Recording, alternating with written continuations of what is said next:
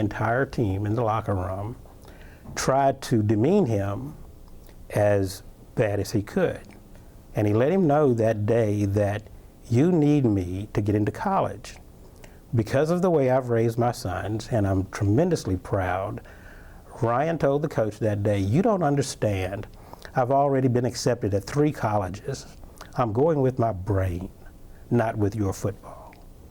That's where I think the problem lays now, in that too many of our children don't see a path to success.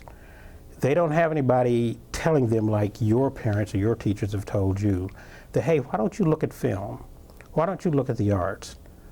My profession is property management, and I make a very good living at that, and I think I'm the only one. I take that back. My son's the facility manager for Federated Auto Parts, and he's responsible for 3 states. But they're not exposed to the many, many different things, the venues that can be obtained as careers. So I think that's a problem.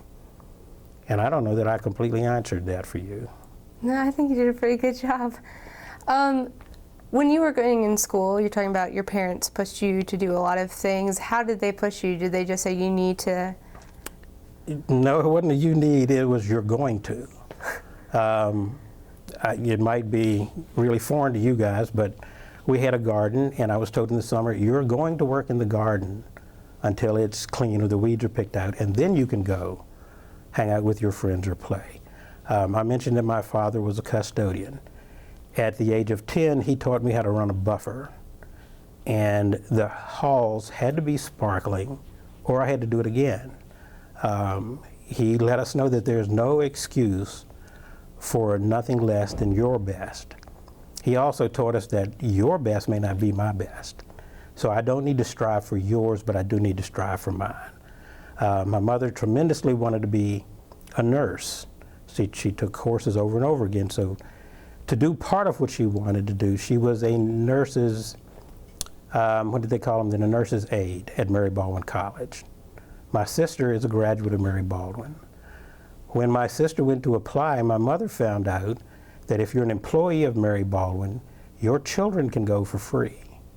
They tried to stop my sister from going for free until my mother confronted them with taking them before the state.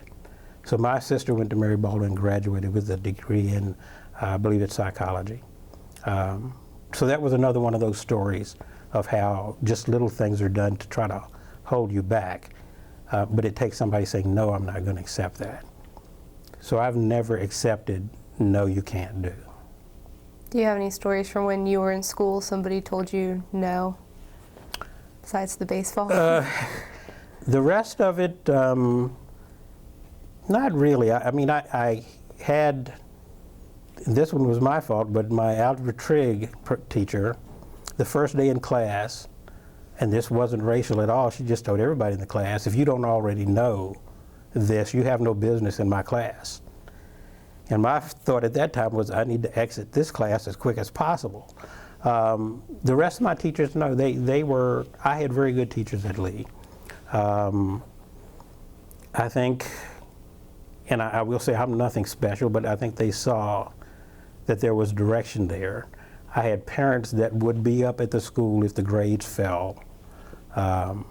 So the teacher, I guess, had to make sure they were showing attention. And it's the same today. If parents don't show up, their children suffer. So part of that is the parents' fault. Did you have any students try to put you down? Oh, consistently. Yes, and I'm vaguely thinking of some, but I can't remember the names. It's given me great pleasure, I will say, to be doing or to have done the things I've done in my past 60 years because there were so many that did try to say you can't do this. I just can't think of any of those. All right, I think we're going to take a quick break for a couple of minutes so you can get some water.